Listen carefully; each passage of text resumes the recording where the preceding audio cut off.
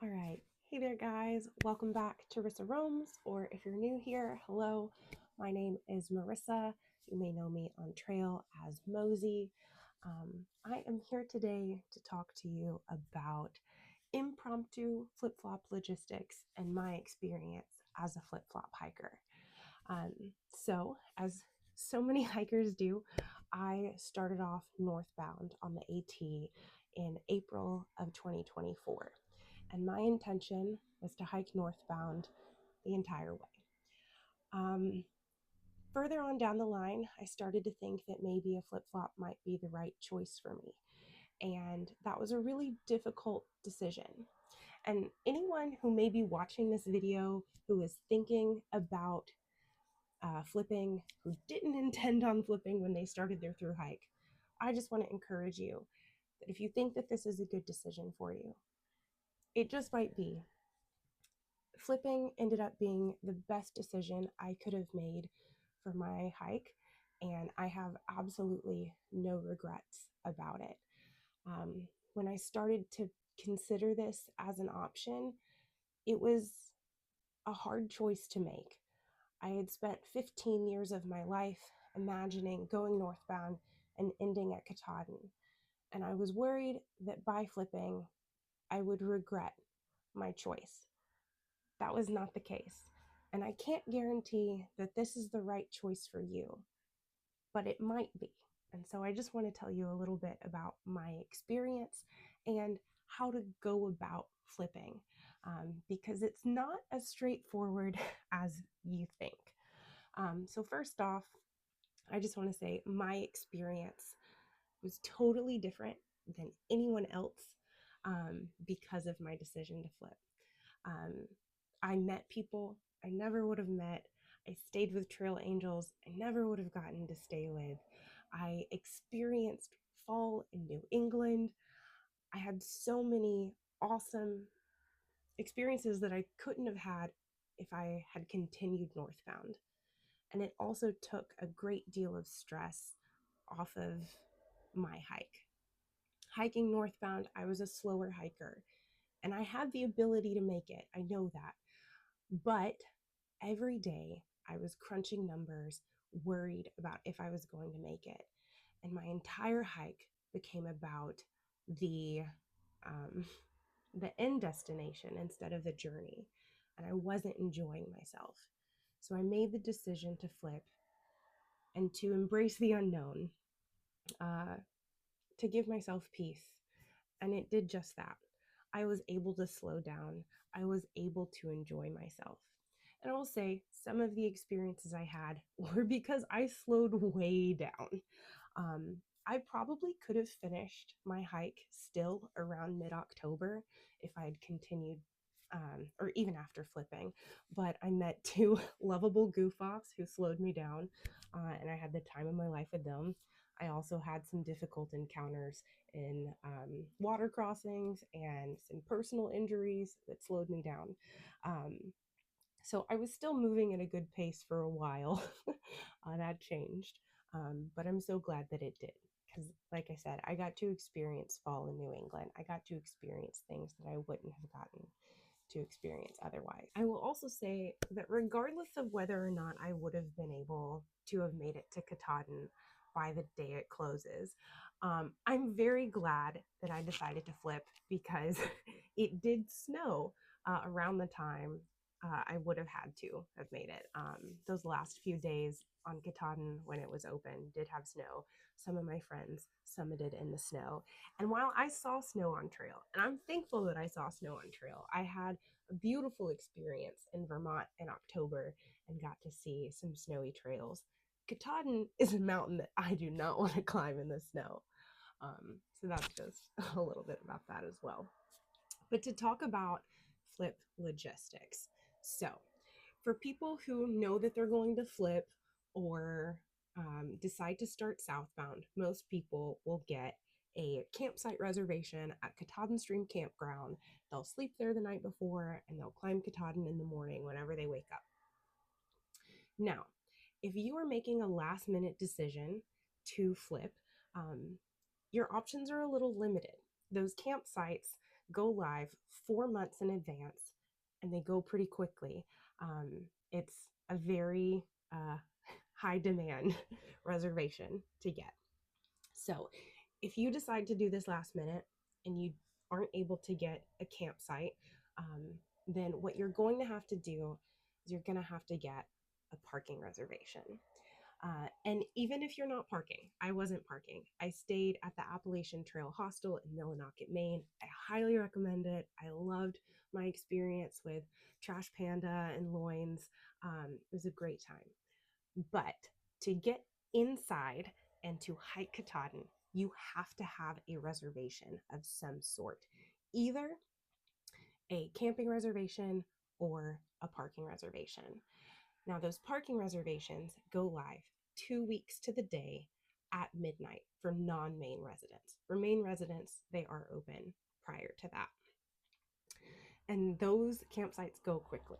So I had decided to summit Katahdin on my 30th birthday. I had a particular date in mind. So I needed to get a parking reservation for that day. So that made my experience a little stressful.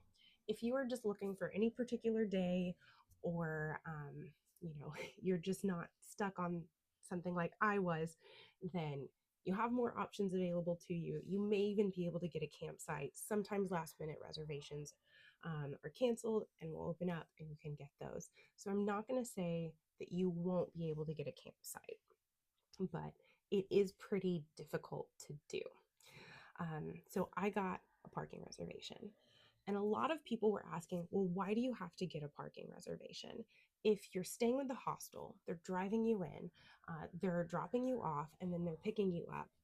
That doesn't make sense.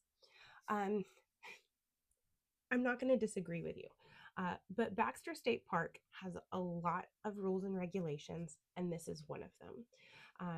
Now, I will say my parking reservation actually was not checked by the rangers, but I can't guarantee that for you. And the hostel does require you to have a reservation in order for them to drive you into Baxter State Park. They have a very good relationship with the park, and they are not going to disrespect the park and their rules by taking someone who does not have a reservation into the park. Now, you can hop onto someone's reservation.